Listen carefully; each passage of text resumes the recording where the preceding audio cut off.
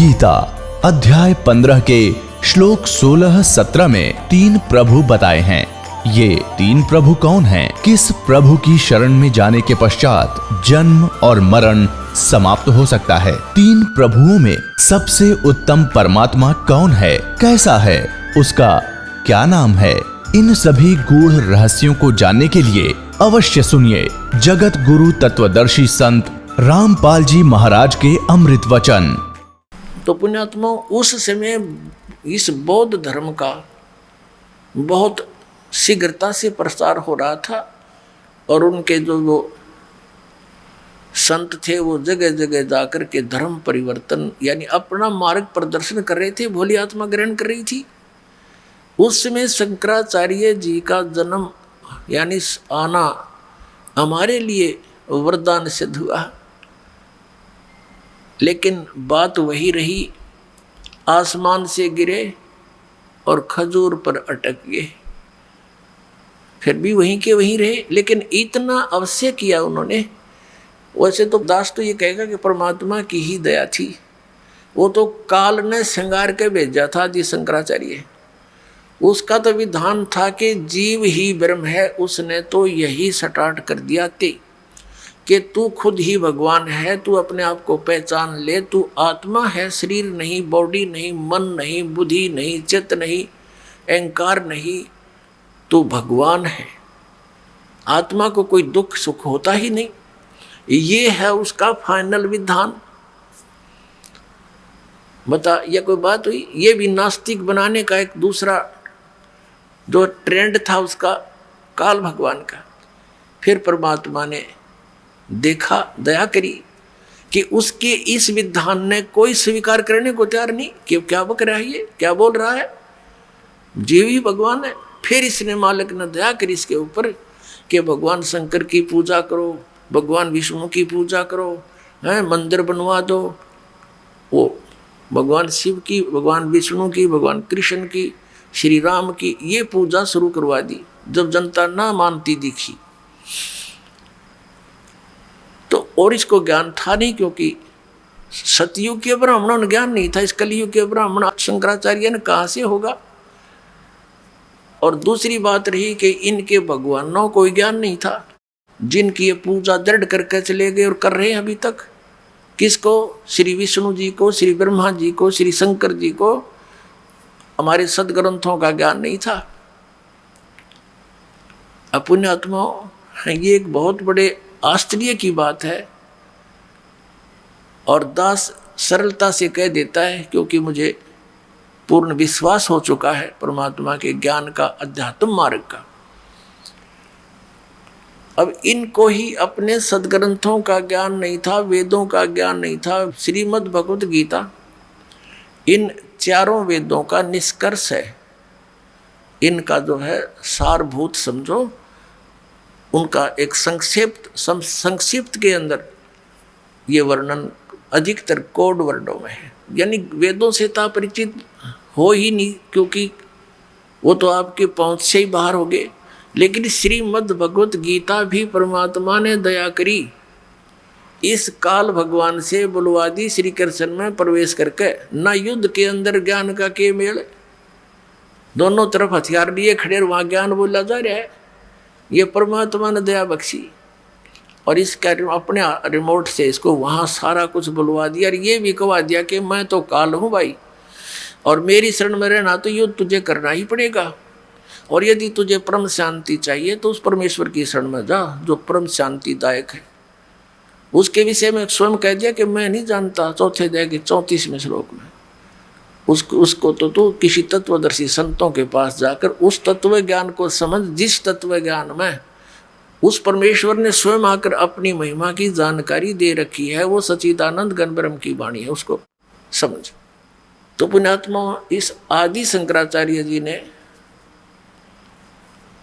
अपना तो सिद्धांत बता दिया कि अहम ब्रह्मास्मि, अयम आत्मा ब्रह्म, तत्वमसि, प्रज्ञानम ब्रह्म।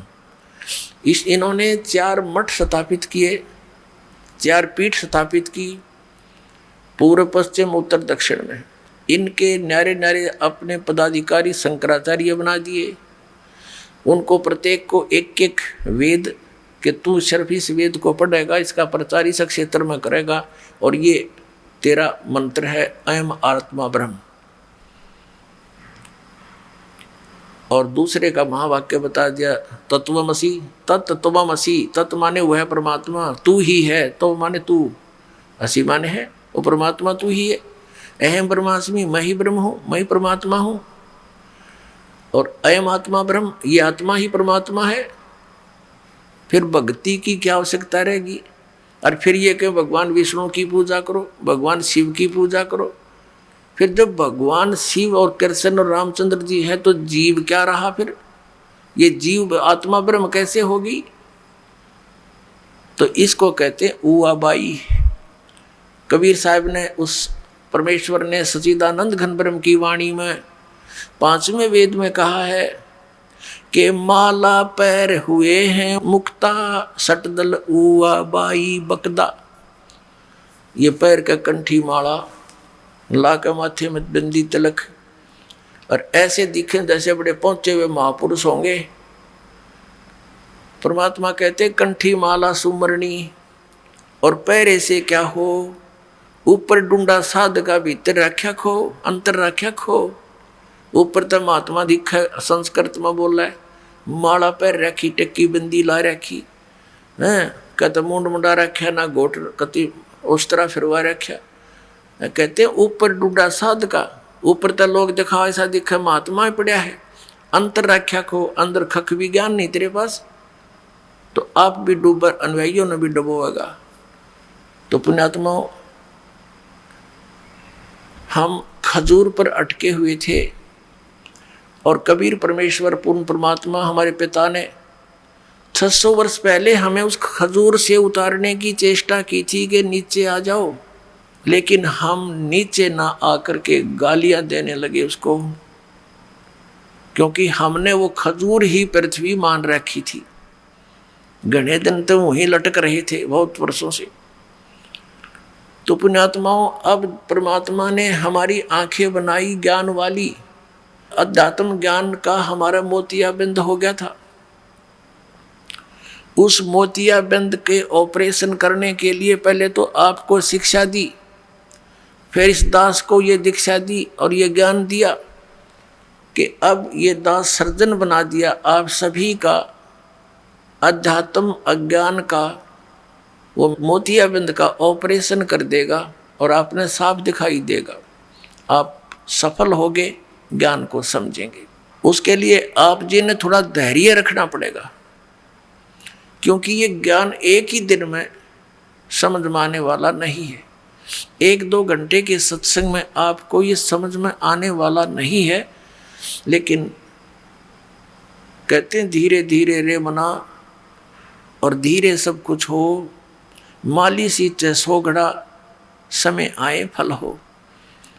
तो धीरे धीरे इसको सुनते रहना, आपको बहुत राहत मिलेगी, ज्ञान भी मिलेगा। तो प्रसंग चल रहा है कि एक तो दास ने यहाँ एक शब्द बोल दिया कि इन शंकराचार्यों और हमारे धर्मगुरुओं, मंडलेश्वरों, इन महंतों संतों को तो ज्ञान होगा कहाँ? जिन भगवानों की ये पूजा दृढ़ करते हैं और कराते हैं, हमें बता रहे हैं ऐसा करो, उनको ज्ञान नहीं अध्यात्म। तो ये बात बड़ी खटके की है और बहुत बड़ा विवाद पैदा कर सकती है यदि दास इसका रिमोट, इसका स्विच नहीं दबाएगा। तो अर्थात आपको सच्चाई नहीं दिखाएगा तो आम व्यक्ति न सोचेगा ये तो झूठ बोलता है रामपाल, और ये कोई बात हुई, ये कैसे कह दिया ब्रह्मा विष्णु महेश को ज्ञान नहीं। ये दास ने नहीं कह दिया, इनके इतिहास ने बता दिया, और दास ने इनका इतिहास जीवनी पढ़ ली और इन्हीं उन हमारे धर्मगुरुओं के द्वारा अनुवादित है। ये दास अनुवाद करता तो इन्होंने सोचा यो संस्कृत ना पढ़ रहा है, यो क्या अनुवाद करेगा, झूठ बोलता, जैसा कि हमारे भगवान के साथ इन्होंने किया था 600 वर्ष पहले। परम पूज्य कबीर परमेश्वर जी ने अपनी प्यारी आत्माओं को ये सत संदेश देने की चेष्टा की थी, लेकिन इन मोतियाबिंद वाले व्यक्तियों ने इन अज्ञानी धर्म गुरुओं ने परमात्मा को ये कह करके हमसे दूर कर दिया, नकार दिया उसके ज्ञान को कि कबीर तो अशिक्षित है, ये संस्कृत भाषा पढ़ा नहीं, क्योंकि ये शूद्र जाति में रहता है, शूद्र जाति में पल रहा है। और इसको कौन पढ़ावे संस्कृत, क्योंकि ब्राह्मण के अतिरिक्त दूसरा संस्कृत पढ़ ही नहीं सकता था। और हमारे परमात्मा 600 वर्ष पहले कहा करते थे कि ये तीन देव की करते भक्ति, उनकी कदे ना हो है मुक्ति। यह लड़ाई थी भगवान की परमात्मा कबीर जी के साथ। और ये अज्ञानी हमारे धर्म गुरुओं ने हमारे हिंदू धर्म के व्यक्तियों को, हमारे पूर्वजों को हमारे ही पिता के विरुद्ध कर दिया कि झूठा है, कपटी है, धर्म के विरुद्ध बोलता है, इसको मार डालो, काट दो। ऐसे सितम ढाए, लेकिन वो तो परमात्मा थे, उसका कुछ बिगाड़ नहीं सके। लेकिन मानने भी नहीं और मानने भी नहीं दिया। ऐसे ही परमात्मा उन मुल्ला और काजियों को कहा करते थे कि तुम मिसगाइड किए हुए हो। हजरत मोहम्मद जी ने ये बिस्मल करने की बात नहीं कही थी, तुम अपना मनमुखी ये मार्ग चला रहे हो, पाप का भागी बना रहे हो पूरे समाज को। परमात्मा कहा करते थे कि नबी मोहम्मद नमस्कार है, राम रसूल कहाया, 1,80,000 को सौगंध जिन नहीं कर चलाया। अरस कुरस पर अलह तकत है, खालिक बिन नहीं खाली, और वो पैगंबर पाक पुरुष थे साहिब के अब्दाली।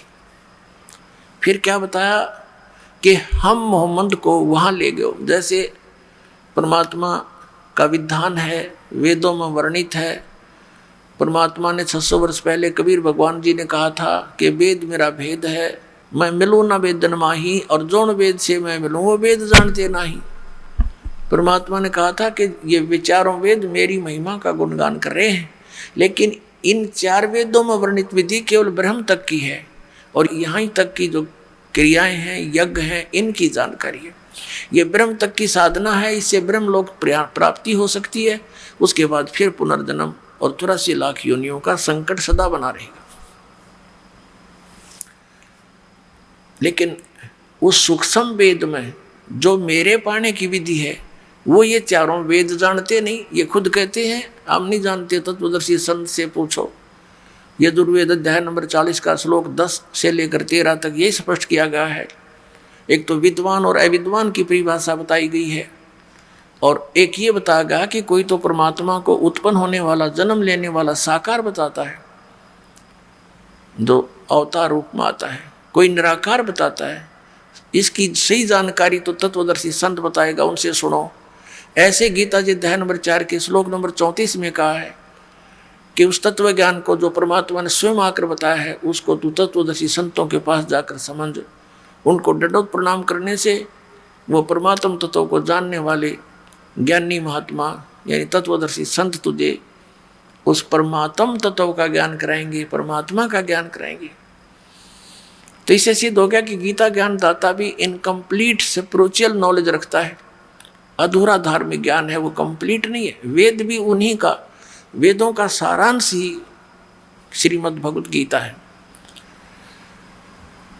तो इसे तो वो भी नहीं समझ सके। तो परमात्मा कहते हैं कि हम मोहम्मद को वहाँ ले गए, जैसे गुणों में लिखा भगवान क्या में कि वो अच्छी आत्माओं को मिलता है, उनको ज्ञान सुनाता है और अपना परिचय देता है, उसको सत भक्ति से परिचित कराता है। तो इसी अपने गुण आधार से, अपने गुण के आधार से हजरत मोहम्मद जी को परमात्मा मिले थे। लेकिन उस समय तक उनकी बहुत प्रभुता हो गई थी, बहुत से अनुयायी हो गए थे, विरोधियों पर भी उनकी सफलता हो गई थी। तो परमात्मा उनको मिले और दिखाया कि आप साधना इस काल भगवान तक की कर रहे हो। कहते हम मोहम्मद को वहाँ ले गए ऊपर, और इच्छा रूपी वहाँ नहीं रहे हो, वहाँ इसकी आस्था बनी नहीं, क्योंकि नीचे बहुत ज़्यादा अनुयायी हो गए थे, सब सलाम करणीय सेवक गणे हो गए थे। तो कहने का भाव है कि इच्छा रूपी वहाँ नहीं रहे हो, उल्ट मोहम्मद मैल पठाया, इस शरीर में भेज दी उसकी आत्मा। उल्ट मोहम्मद मैल पठाया, गुज बीरज एक कलमा लाया। कहते हैं एक गुज यानी गुप्त गुज बीरज एक कलमा लाया, रोजा बंग नमाज देरे बिस्मल की नहीं बात कही रे। कि उन्होंने ये 3 बातें बताई थी, रोजा यानी व्रत रखो, और बंग यानी ऊपर मस्जिद के अंदर चढ़ करके आवाज़ लगाना, और रोजा बंग नमाज दे रे बिस्मल की नहीं बात कही रे। अब कहते नेम, कहते ये 5 वक्त की जो नमाज करते हैं, कहते ये 3 बताई थी उनको, ये बिस्मल नहीं करने को कहा था। 4 यार मतलब बिस्मल की थी, और गऊ पकड़ कर बिस्मल की थी। ये तो तुम्हारी अपना मशोरा है, आपकी बनाई हुई एक अपना लोक वेद है। ये हजरत मोहम्मद जी ने ऐसा नहीं कहा। उसके विषय में कहा कि अर्श कुर्स पर अल्लाह तकत है, खालिक बन्नी खाली, और वो पैगंबर पाक पुरुष थे साहिब के अब्दाली। नबी मोहम्मद नमस्कार है, उतारणीय महापुरुष थे। और राम रसूल कहा, वो तो भगवान का एक संदेश वाहक था, और 1,80,000 उनके अनुयायी थे हजरत मोहम्मद के। वो मुसलमान थे। मुसलमान वही है जो बुराई ना करे, किसी की आत्मा नहीं दुखावे, जीव हिंसा नहीं करता। तो धार्मिक व्यक्ति तो उसी को कह सकते हैं। काटे शीश नहीं दिल करना, बकरे काटें, गऊ काटें, झोटे काट कर बलि चढ़ावें, वो भक्त है। धिक्कार है ऐसी भक्ति को। तो क्या कहा करते, ऐसे ही हिंदुओं में देख लो आप, कामाख्य माई के माता का बड़ा झोटे चढ़ रहे, बकरे चढ़ रहे, वह बकरे खाओ, वह मूर्ति अकल मारी जा रही बताई हमारी। तो परमात्मा यही कहा करते थे, उनको कहा करते थे कि तुमने ये अपना लोकवेद बना लिया, वो हजरत मोहम्मद जी का दिया हुआ ये ज्ञान मांस खान का नहीं है। तो वो उधर से वो भी धर्मगुरु कबीर भगवान के विरोधी हो गए, इधर से हिंदुओं के धर्मगुरु कबीर परमात्मा के विरोधी हो गए। और सब ने ये कह दिया, जब मारे से मरा नहीं, काटे से कटा नहीं, सब उन्होंने अपने हथियार चला लिए। उन्होंने देखा मरता भी नहीं और चुप भी नहीं होता। तो ये कहना शुरू कर दिया कि ये क्या जाने हमारे सदग्रंथों के बारे में। ना ये उर्दू पढ़ा, ना फारसी पढ़ा, और ना ये संस्कृत पढ़ा, ये झूठा और कपटी है। तो हमने मान लिया बात उन हमारे नकली गुरुओं की, केवल इसी दृष्टिकोण से कि हमारे कबीर गुरु जी ने संस्कृत को नहीं पढ़ा, इसलिए ये सच्चाई नहीं बोल रहे होंगे। और पुण्यात्मा उस समय 64 लाख से सो गए थे इस भगवान कबीर साहब के 600 वर्ष पूर्व। 64 लाख से, जबकि पूरे भारतवर्ष की आबादी 4 करोड़ होगी। सन 1398 से सन 1518 तक रहे, इतिहास देख लेना। और उस समय भारतवर्ष कितना बड़ा था। अफगानिस्तान, बलोचिस्तान, पश्चिमी और पूर्वी पाकिस्तान, इराक, ईरान तक ये भारतवर्ष ही था। और उस समय 4 करोड़ आबादी मुश्किल तो होगी सारी। और 64 लाख से उस परम पिता के हुए थे। एक दिन में 1000 जगह प्रकट होकर के अपने बच्चों को ये तत्व ज्ञान सुनाया करते। अब अपना जैसे कोई मदारी आता है, कहीं खड़ा हो जाता है, ऊंची ऊंची आवाज में बोलता है, कोई डुगडुगी पीटता है, तो 150 व्यक्ति इकट्ठे हो जाते हैं। वो अपना तमाशा दिखाता है, लोग देखते हैं, घंटों बैठे रहते। ऐसे परमात्मा अपने बच्चों के लिए कहीं जाकर प्रकट हो जाते थे। हाथ में एक तारा ले लेते थे, सुरीली आवाज में गाते अपनी अमृतवाणी बोला करते थे, जो हमारी आत्मा की खुराक है। उस आवाज को सुनकर सब आसपास की इकट्ठे हो जाते थे। परमात्मा उनको वाणी के माध्यम से ऐसी मार्मिक बातें सुनाते थे, उनसे चिपक जाती थी वो कोयल के बच्चे, और उनसे उपदेश लेते थे। इस प्रकार परमात्मा के 64 लाख शिष्य हो गए थे, लेकिन एक भी सफल नहीं हो पाया। कारण यही था कि हमने उनको संत माना, गुरु माना, और ऐसे ऐसी लीलाएं की, इतने सुख दिए उनको। जो भी उनकी शरण में आया आशीर्वाद से ठीक, फिर कुछ मंत्र दे दिए, ये जाप करो। जो ओरिजिनल मंत्र, जो 5 मंत्र होते हैं, वो मंत्र ये निरंकार ओंकार ये नहीं है, वो दूसरे मंत्र हैं, ये दिया करते थे कि जाप करो।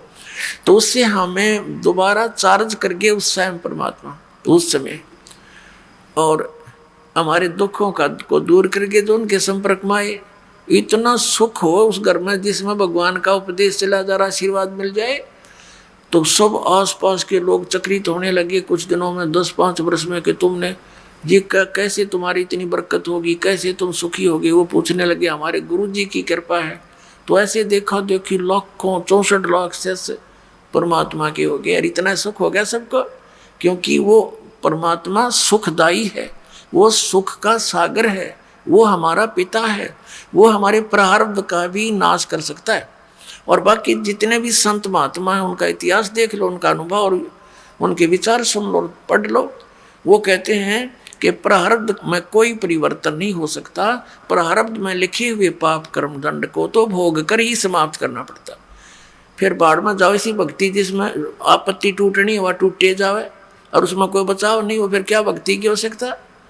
इसलिए नास्तिक होते जा रहा समाज। और फिर उस पूर्ति को जो भगवान की भक्ति से हमारी होनी थी, हम 2 नंबर का काम करके, रिश्वत लेके, मिलावट करके ऐसे पूर्ति चाहिए हमने, वो दूने पाप इकट्ठे हो गए। एक बार तो धनी होता दिखे, फिर बिरानवाटी दुर्गति बीमारी पता नहीं कितनी आपदाएं इंसान पर आ जाती है, तो वहीं का वहीं फिर खड़े हो गया करके, भगवान से दूर भी हो गए, राहत भी नहीं मिली। तो भक्ति की विधि की कमजोरी थी, परमात्मा पूर्ण ब्रह्म की सत साधना ना मिलने से, जो पाप नाशक है उसकी शरण ना मिलने से, हमने जो हमारे पाप नाश नहीं कर सकता उन भगवानों को पाप नाशक जान के लोक वेद के आधार से स्वीकार कर रखा था। ये मूल कारण था। अब हम उन्हीं सदग्रंथों को ग्रहण करेंगे, उस ज्ञान को ग्रहण करेंगे जो हमारे सदग्रंथों में विद्यमान है। तो प्रसंग चल रहा है, परमात्मा कहते हैं कि पीछे लग गया जाऊं था लोक वेद के साथ, रास्ते में सतगुरु मिल गए और दीपक दे दिया हाथ। अब कबीर परमात्मा ने इस दास को मेरे पूज्य गुरुदेव के माध्यम से ये तत्व ज्ञान रूपी दीपक मुझे दे दिया। अब उस रोशनी में, उस टॉर्च में ये दास आप भी उसी ठीक रास्ते से जा रहा है, और जो दास पर विश्वास करते हैं उनको भी वो टॉर्च दे देता हूँ जो मालिक ने मुझे दे रखी है। और आप भी फिर उसी टॉर्च के को देख देख कर चलोगे, भटकोगे नहीं मार्ग को। अब जब हमारी आंखें बनेगी, अंधा तो कहीं भी कोई भ्रमित कर सकता उसको। तो पहले दास चाहता कि आपकी आंखें बनाऊं, इनको आंखों की रोशनी लाऊं, यानी तत्व ज्ञान रूपी ये ज्ञान आपको दूं, और ये चश्मा समझो, और मोतियाबिंद का ऑपरेशन करूं। ये बरवाला आश्रम में ही केवल ये मोतियाबिंद का ऑपरेशन है ज्ञान का, न विश्व में कहीं पर भी ज्ञान नाम की चीज नहीं। ये सत्कर मालूम।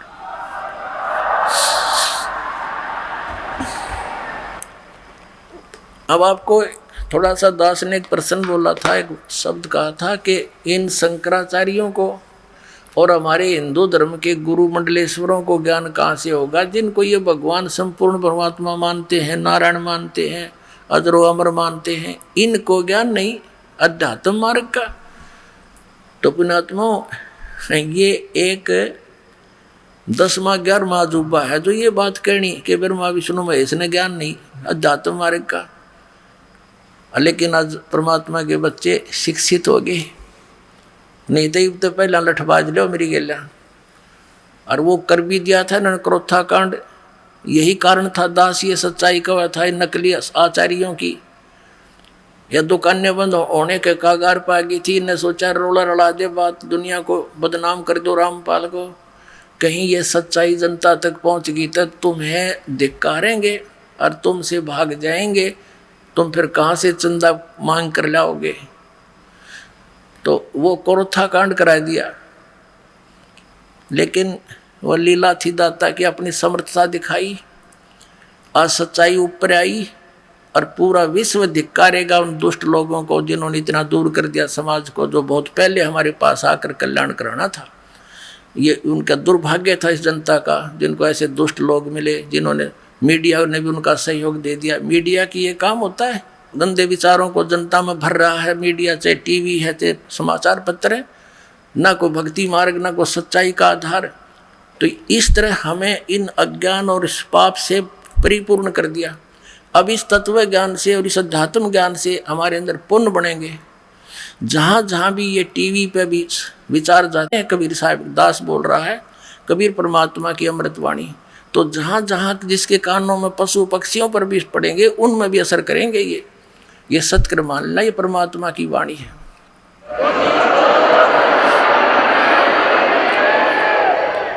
और जो आज तक हमने जितना भी पाप इकट्ठे किए, ये वाणी के कुछ पाप ऐसे इस वचनों से खत्म होते हैं। जैसे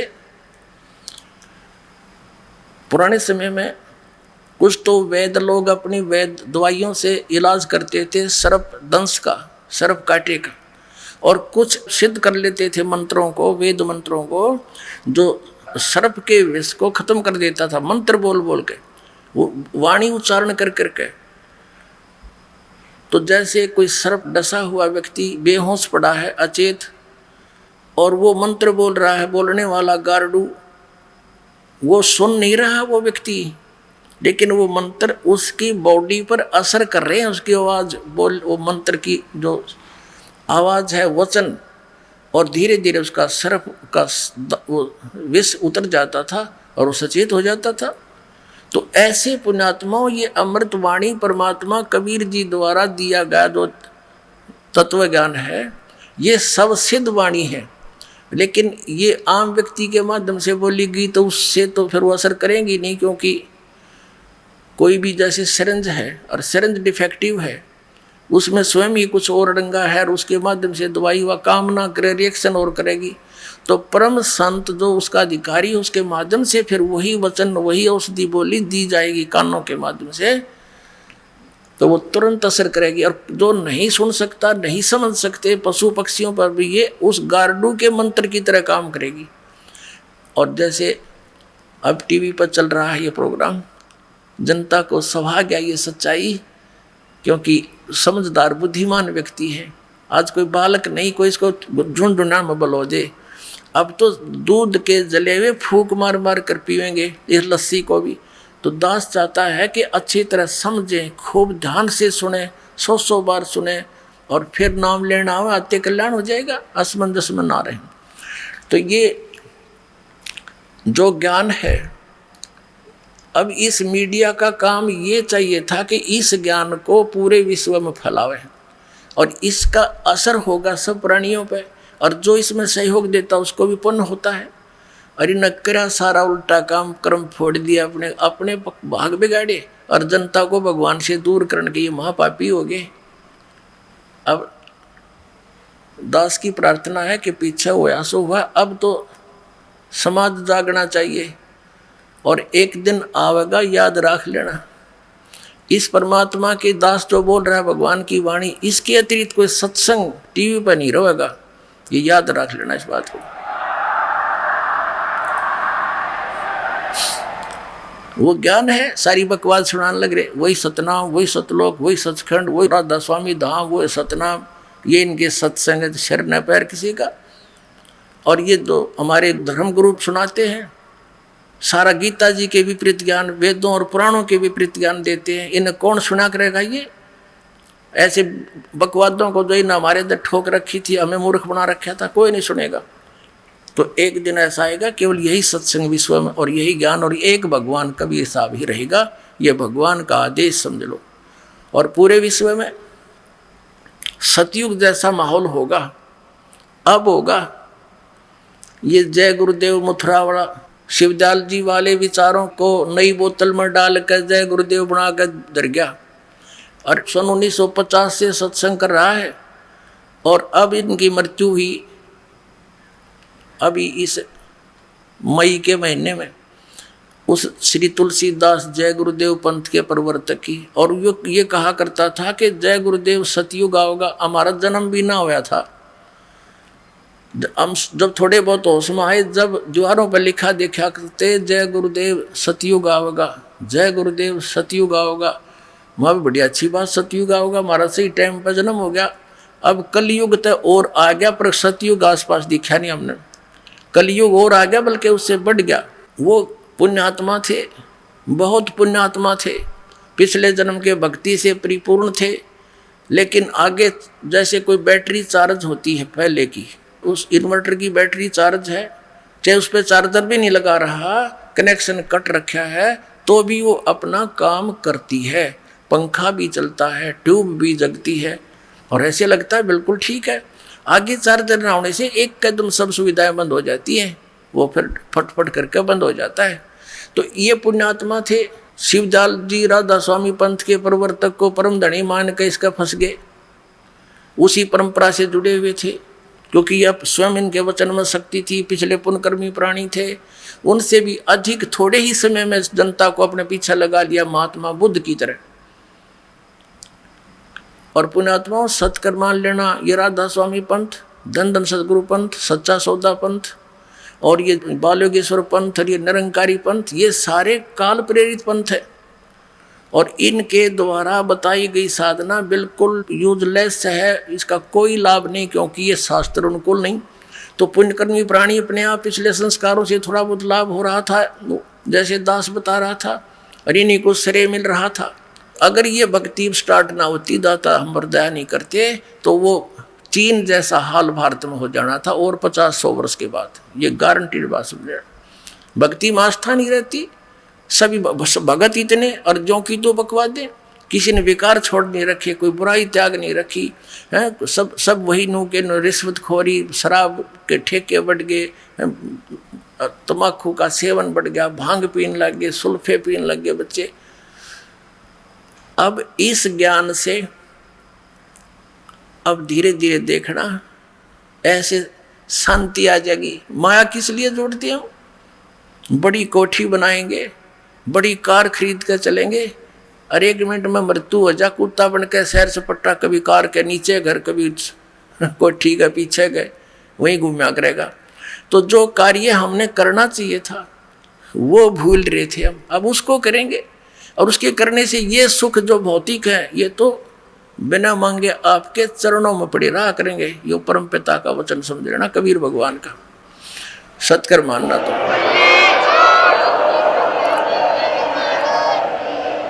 कारण क्या है? आप जब दुखी होते हो, आपका प्रारब्ध में पुण्य नहीं रहे, और प्रारब्ध में पाप शुरू हो गए, पापों का नाश आप भोग कर करना ही मानते रहे। अब परमात्मा कबीर जी का ये मंत्र इतना स्ट्रॉन्ग है, इससे वो प्रारब्ध के पाप नाश हो जाएंगे, सुख हो गया। पैर में कांटा लगा हुआ है, अब इन लोगों का तो ऐसा विधान था जैसे किसी के पैर में कांटा लगा है, और वो कहता है कि जी मुझे पैर में दुख हो रहा है। उसने 2 मांझ कर देख लिया कि इसको आपको कांटा लगा है। अब उसको कोई कहे भी फिर क्या समाधान है कि देखो कांटा तो निकलेगा नहीं, जूता पहन ले, आगे कांटा नहीं लगेगा। अब कांटा लगे पैर में, जूता पहना नहीं जा सकता, वो तो कांटा निकले और फिर जूता पहने, और इस डर से पहनेगा कहीं फिर ना कांटा लग जा। तो पुण्यात्माओं, इस सतलोक आश्रम में कबीर परमात्मा आपके प्रारब्ध कर्म में लगे हुए उन पाप कर्म रूपी कांटों को निकालेगा, और फिर राम नाम का जूता देगा आपको। आप इस डर से नहीं उतारोगे, हे भगवान कहीं फिर ना दुख, फिर आपत्ति ना आ जाए। तो फिर दास जो आपको मर्यादा बताओगा कि ये हानि करेंगी, तो आप कैसे कर दोगे उनको? आप सपने में भी ना करो उस गलती को जिससे इतनी आपत्ति आपके आ गई थी। तो इस कारण से आप, हमारा समाज एकदम मानव समाज बुराइयों से ऐसे बहुत दूर हो जाएगा। अब हमारा माहौल खराब हो गया, सब जगह कोई ड्रिंक कर रहा है, कोई बीड़ी सिगरेट पी रहा है, कोई सिनेमा देख रहा है, कोई बकवाद कर रहा है। तो हमारे बच्चे फिर उनके सराउंडिंग रहते हैं, तो वो सारे ऐसी बुराई कर करके अब हमारी बहुसंख्या हो जाएगी बुराइयों से दूर रहने वालों की। तो हमारे संग में आएगा, उनको भी हम ना भाई यहाँ नहीं पीना, जब मैं हाथ नहीं लगाऊंगा, हमारे घर में भी मत पीना, हमें हानि हो जाएगी। तो वो भी लज्जा आएगी उनको। एक भगत कह रहा था, जी मैं तो इस मेरे भतीजे ने भगत बना दिया। बोला कैसे? कि मेरे छोटे भाई का लड़का, मुझे बहुत प्रेम उसमें, और कहीं नौकरी करता था, साल भर के बाद आया, मैंने उसको प्यार से अपने लगा उठाया गोदी से, तो मेरे मुंह से बीड़ी की बदबू आ रही थी। तब तो वो चुप रहा, उसको पता नहीं ये कहाँ से आ रही है। फिर मैंने बीड़ी लगाई, कहने लगे ताऊ जी नहीं, यहाँ पीना भी नहीं हमारे घर पे, इसको फेंक दे, बहुत बुरी चीज है। मैंने जैसे तैसे करके वो कहता रहा, मैंने पी ली, उठ के चला गया, मैं तेरे से बात नहीं करूंगा।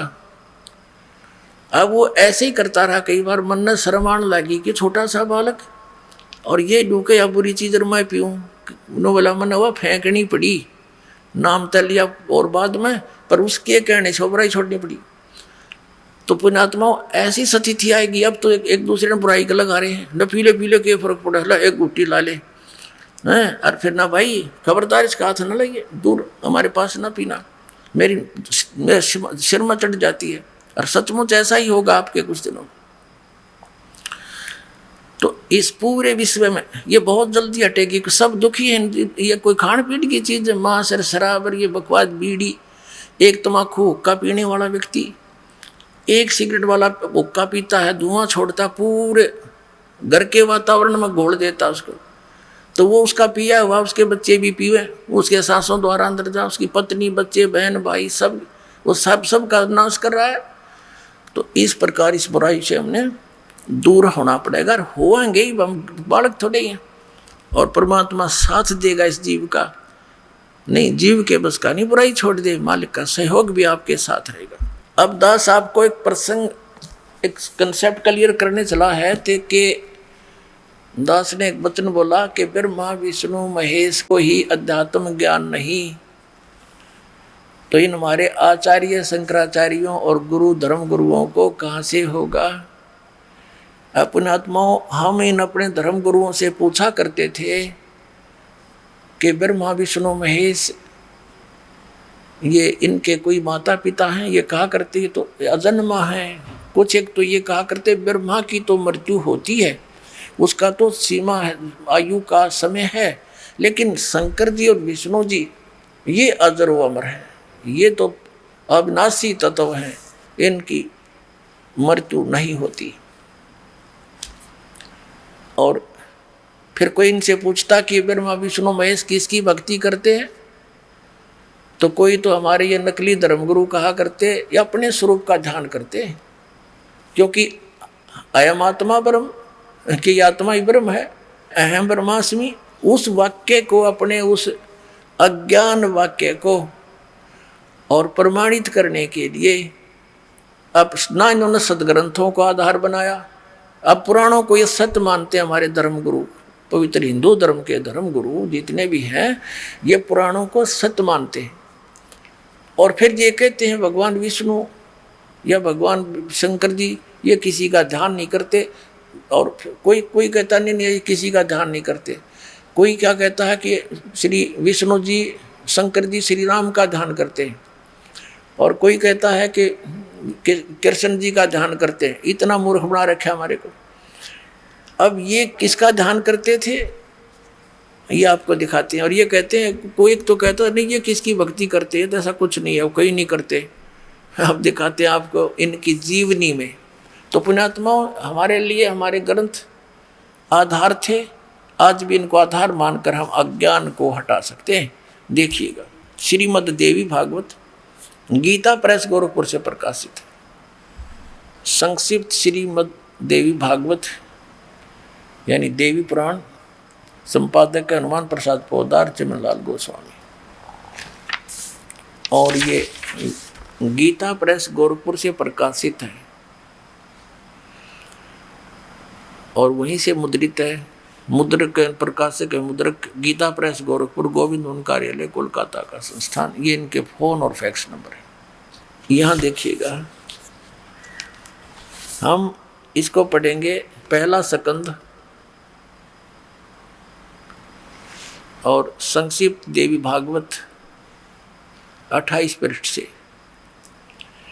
ये व्यास जी और नारद जी की वार्ता हो रही है। नारद जी ने कहा, महाभाग व्यास जी, तुम इस विषय में जो पूछ रहे हो ठीक ही प्रश्न मेरे पिताजी ने यानी श्री ब्रह्मा जी ने भगवान श्री हरि से किया था, विष्णु जी से किया था। देव अधिदेव भगवान जगत के स्वामी हैं, लक्ष्मी जी उनकी सेवा में उपस्थित रहती हैं, दिव्य कौष्टमणि उनकी शोभा बढ़ाती है, वे शंख चक्र गदा लिए रहते हैं, पीताम्बर धारण करते हैं, 4 भुजाएं हैं, वक्ष स्थल पर श्रीवत्स का चिन्ह चमकता रहता है। वे चराचर जगत के आश्रयदाता, जगत गुरु एवं देवताओं के भी देवता हैं। ऐसे जगत प्रभु भगवान श्री हरि, देखो अब नारद जी का ज्ञान सुन ले। ऐसे जगत प्रभु भगवान श्री हरि महान तप कर रहे थे, उनकी समाधि लगी थी। यह देखकर मेरे पिता ब्रह्मा जी को बड़ा आश्चर्य हुआ। वह अतः उन्होंने उनसे जानने की इच्छा प्रकट की। ब्रह्मा जी ने पूछा, प्रभु आप देवताओं के अध्यक्ष, जगत के स्वामी, भूत भविष्य एवं वर्तमान सभी जीवों के एकमात्र शासक यानी उनके मालिक भगवान, फिर आप क्यों तपस्या कर रहे हैं और किस देवता की आराधना में ध्यान मगन है? मुझे असीम आश्चर्य तो यह हो रहा है कि आप देवेश्वर एवं सारे संसार के शासक होते हुए भी समाधि लगाए बैठे हैं। ब्रह्मा जी के विनीत वचन सुनकर भगवान श्री हरि, यानी हम पहला सकंद 29 पृष्ठ पर आ गए, श्री हरि उनसे कहने लगे, ब्रह्मन सावधान होकर सुनो, मैं अपने मन का विचार व्यक्त करता हूँ। देवता दानव मानव सब यही जानते हैं कि तुम सृष्टि करते हो, मैं पालन करता हूँ और संकर संहार किया करते हैं, किंतु फिर भी वेद के पारगामी पुरुष अपनी युक्ति से यह सिद्ध करते हैं कि रचने, पालने और संहार करने की यह योग्यता जो हमें मिली है उसकी अधिष्ठात्री शक्ति देवी हैं। वे कहते हैं कि संसार की सृष्टि करने के लिए तुम में राजसी शक्ति का संचार हुआ, यानी रजगुण ब्रह्मा सिद्ध हुआ, मुझे सात्विक शक्ति मिली, सतगुण विष्णु हुआ और रुद्र में तामसी शक्ति का आविर्भाव हुआ। उस शक्ति के अभाव से तुम इस संसार की सृष्टि नहीं कर सकते, मैं पालन करने में सफल नहीं हो सकता और रुद्र से भी संहार कार्य होना भी संभव नहीं। ब्रह्मा जी, हम सभी उस शक्ति के सहारे ही अपने कार्यों को सदा सफल करते हुए आए हैं। सुवर्त प्रत्यक्ष और परोक्ष दोनों उदाहरण मैं तुम्हारे सामने रखता हूँ, सुनो। यह निश्चित है कि उस शक्ति के अधीन होकर ही मैं इस शेष नाग की सैया पर सोता और सृष्टि करने का अवसर आते ही जाग जाता हूँ। मैं सदा तप करने में लगा रहता हूँ, उस शक्ति के शासन से कभी मुक्त नहीं रह सकता। कभी अवसर मिला तो लक्ष्मी के साथ सुखपूर्वक समय बिताने का सौभाग्य प्राप्त होता है। मैं कभी तो दानों के साथ युद्ध करता रहता हूँ। अखिल जगत को भय पहुँचाने वाले दैत्यों के विकराल शरीरों को शांत करना मेरा परम कर्तव्य हो जाता है। और देखो कमाल कर दिया, मुझे सब प्रकार से शक्ति यानी दुर्गा जी के, प्रकृति देवी के अधीन होकर रहना पड़ता है। उन्हीं भगवती शक्ति का यानी दुर्गा का मैं निरंतर ध्यान किया करता हूँ। ब्रह्मा जी, मेरी जानकारी में इन भगवती शक्ति से बढ़कर दूसरे कोई देवता नहीं। अपने आत्माओं, ये आ गया अंत हमारे श्री विष्णु भगवान के अध्यात्म ज्ञान का। ये कहते हैं कि मैं दुर्गा यानी देवी जी, श्री देवी जी की भक्ति करता हूँ और इससे ऊपर मैं किसी भगवान से परिचित नहीं हूँ, मेरे लिए फाइनल गॉड है। अपने आत्माओं, श्री देवी जी क्या कहती है ये वचन और सुन लो। अब इस शिक्षा का आपके लिए एक वरदान होगा कि हम भगवान पहचानेंगे और भक्ति कोई कठिन नहीं, 2 मिनट में अपना सत भक्ति हुई, सब एक रस समाज हो गया तो रोज भक्ति बढ़ेगी। अब तो हमारे को नियम खंडित करवा देता है समाज में, यो ज्ञान अभी फैला नहीं है तो विरोधी घने हो जाते हमारे बच्चों के, धीरे धीरे सब ठीक हो जाएगा। अब देखना, अब देवी जी क्या बताती है, वो कहती है राजा हिमालय को ज्ञान दे रही है और कह रही है कि वैसे तो कह रही मेरी भक्ति कर लेकिन इससे मोक्ष वोक्ष कुछ नहीं। फिर कहे कि उस ब्रह्म की भक्ति करो, ब्रह्म की, उसका ओम नाम है और उसको टारगेट मानकर, इष्ट मानकर ब्रह्म की भक्ति करो, ब्रह्म लोक में चले जाओगे और सब बातें छोड़ दो, यानी मेरी भी पूजा त्याग दो। देखिएगा ये 7वां स्कंद है।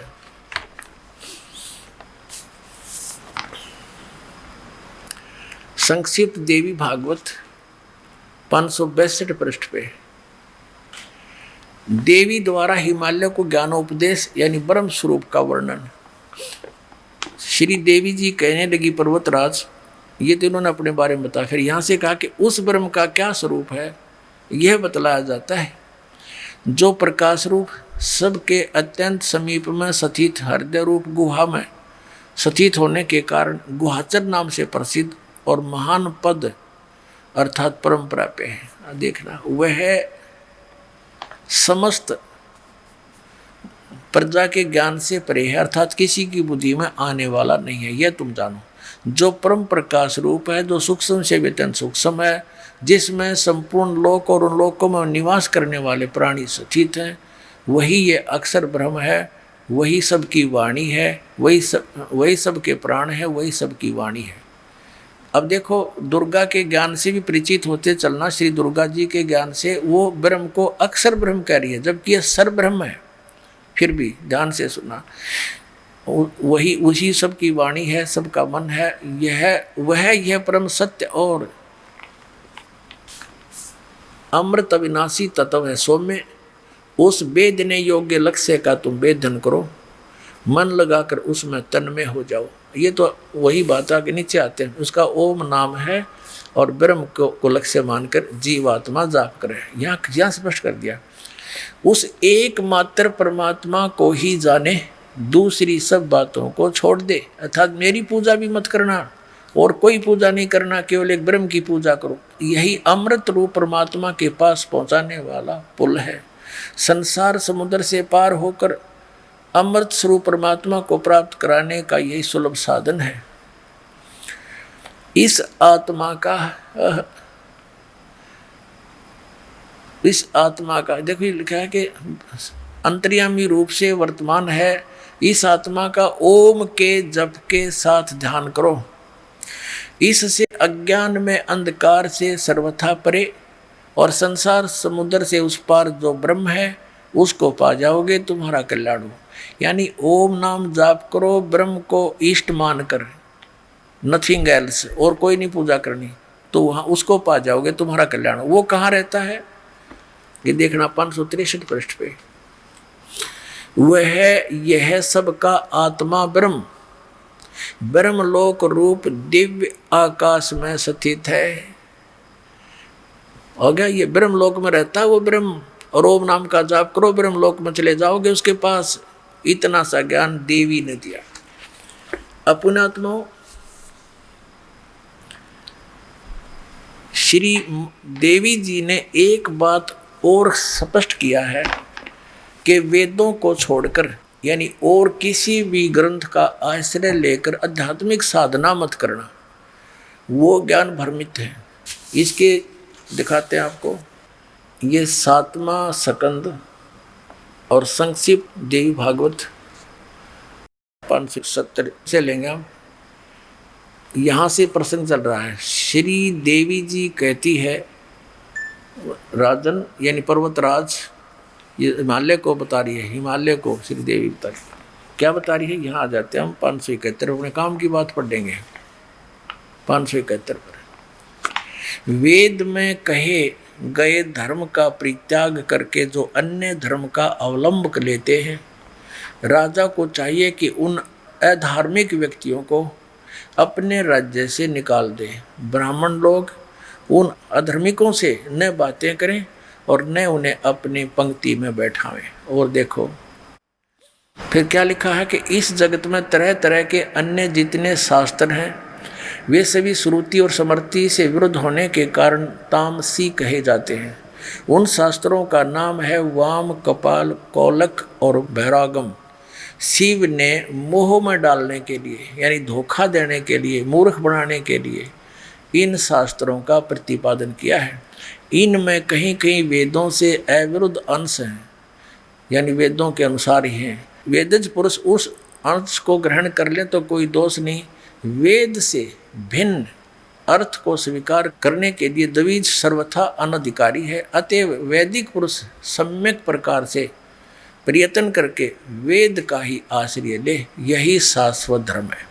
अब इसमें आपने ये तो पढ़ा, थोड़ा सा और कंसेप्ट क्लियर कर दें कि वर्तमान के ब्राह्मण ये जो थे, ये हमारे जो आदि शंकराचार्य और जितने वर्तमान के शंकराचार्य ये ब्राह्मण हैं सारे। हिंदू धर्म के गुरु ब्राह्मण थे, ये ब्राह्मण हैं कलयुग के ब्राह्मण। और इन कलयुग के ब्राह्मणों को इस देवी पुराण में क्या संज्ञा दी है ये पढ़ा दूँ थोड़ा, क्योंकि ये हमारे धर्मगुरु इन कहते हैं कि हम पुराणों में जो लिखा सत्य मानते हैं, तो कृपा इन एक बार फिर पढ़ लो और सुधर जाओ। दास की यही प्रार्थना है, समाज शाना हो गया। देखो ये वही देवी भागवत चल रही है, आपको दिखाते हैं 471 414 पृष्ठ पर दिखाते हैं। ये छठा स्कंद है और संक्षिप्त देवी भागवत पृष्ठ 414। यहाँ से हम शुरू करते हैं। जन्मेजय ने पूछा, महाभाग किस युग में कैसा धर्म का स्वरूप है, इस संपूर्ण विषय को विशेष रूप से बताने की कृपा कीजिए। व्यास जी बोले, व्यास जी बता रहे हैं। व्यास जी के ज्ञान का सुन लेना, कितना ज्ञान है इसको। राजन, ये निश्चय है कि सतयुग में ब्राह्मण वेद के पूर्ण विद्वान थे। उनके द्वारा निरंतर भगवती जगदम्बा की आराधना होती थी। भगवती का दर्शन करने के लिए उनका मन सदा ललायित रहता था। अब देख लो, हमारे सतयुग के ब्राह्मणों के बारे में वेद व्यास जी बता रहे हैं कि वह वेद के पूर्ण विद्वान थे और दुर्गा की पूजा करा करते है। इनमें कल्पित है, इन पढ़ा वेदों को। दुर्गा तो कह रही है कि और किसी की पूजा नहीं करनी, मेरी भी पूजा छोड़ दे और केवल एक ओम जाप है और ब्रह्म को उद्देश्य ईष्टमान और उसकी पूजा कर ब्रह्म लोक में जाएगा, जब तरह कल्याण होगा। बाकी तक की तड़ले ढोए जाओ, बकवाद करते रहो अपने आत्माओं। और व्यास जी के ज्ञान का पता लग गया आपने, ये कितना विद्वान था। अब पुण्यात्माओं ये ना समझना कि किसी ने वेदों को लिपिबद्ध कर दिया, पुराण लिख दिए। वेद उन्होंने लिखे हैं, उन्होंने बोले नहीं। जैसे यू ज्ञान बोला किसने, श्री कृष्ण में प्रवेश करके इस काल भगवान ने ब्रह्म ने बोला और लिख दिया वेद व्यास में, फिर उसने प्रवेश करके लिखवा दिया। तो इसमें वेद व्यास का था खोखा प्रयोग किया, उसने खुद ज्ञान कतई नहीं था। इसमें क्या लिखा वेदों में, तो इसलिए कह रहा है कि सतयुग के ब्राह्मण वेद के पूर्ण विद्वान होते थे और दुर्गा की पूजा करते थे। और दुर्गा जी कह रही है और सब पूजाएं मेरी भी त्याग दो, ब्रह्म साधना करो, ओम नाम का जाप करो, नथिंग एल्स, और ब्रह्म लोक की साधना प्राप्त होगी। और फिर ब्रह्म क्या कहता है वो आपको बताएंगे। अब पहले आगे चलते, देखिए ये 414 पर हम पढ़ रहे हैं। व्यास जी उत्तर दे रहे हैं कि हे राजन, निश्चय ही सतयुग में ब्राह्मण वेद के पूर्ण विद्वान थे। उनके द्वारा निरंतर भगवती जगदम्बा की आराधना होती थी। भगवती का दर्शन करने के लिए उनका मन सदा ललायित रहता था। प्रत्येक गांव में शक्ति मंदिर का उद्घाटन हो, इस विषय की उनके मन में बड़ी उत्सुकता थी। यानी मंदिर के लठ भी इन नन गढ़वारा के सतयुग तो प्रारंभ हो रहे वेद विरुद्ध ज्ञान करते हुए। अब देखो यहाँ क्या बताया है इसी में 414 पृष्ठ पे, संक्षिप्त देवी भागवत छठा स्कंद के चारों युगों के ब्राह्मणों की सतिथि बताते हुए व्यास जी आ रहे हैं। धर्म की यही सतिथि त्रेता में रही, परंतु कुछ ह्रास हो गया था। सतयुग की जो सतिथि थी वह द्वापर में विशेष रूप से कम हो गई थी। राजन, उन प्राचीन युगों में सतयुग त्रेता द्वापर में जो राक्षस समझे जाते थे वे कली में ब्राह्मण माने जाते हैं, क्योंकि अब के ब्राह्मण प्राय पाखंड करने में तत्पर रहते हैं। दूसरों को ठगना, झूठ बोलना और वैदिक धर्म कर्म से अलग रहना कलयुगी ब्राह्मणों का स्वाभाविक गुण बन गया है।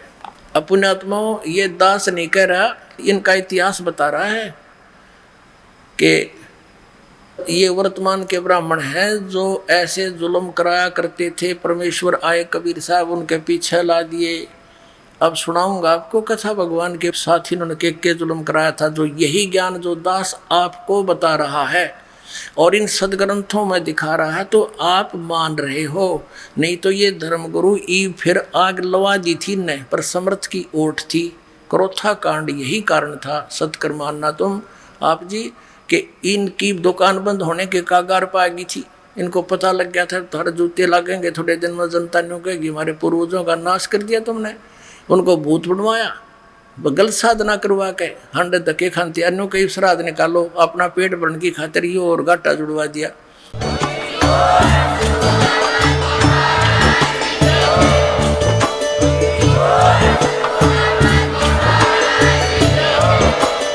आप सुन रहे थे जगत गुरु तत्वदर्शी संत रामपाल जी महाराज जी के मंगल प्रवचन। अधिक जानकारी के लिए विजिट कीजिए हमारी वेबसाइट www.jagatgururampalji.org। संत रामपाल जी महाराज जी के शुभ आशीर्वाद से पूरे विश्व भर में 500 से भी ज्यादा नाम दीक्षा केंद्र हैं, जिन पर संत रामपाल जी महाराज जी द्वारा ऑनलाइन निशुल्क नाम दीक्षा दी जा रही है। अपने नजदीकी नाम दीक्षा केंद्र का पता करने के लिए संपर्क करें 8222880541।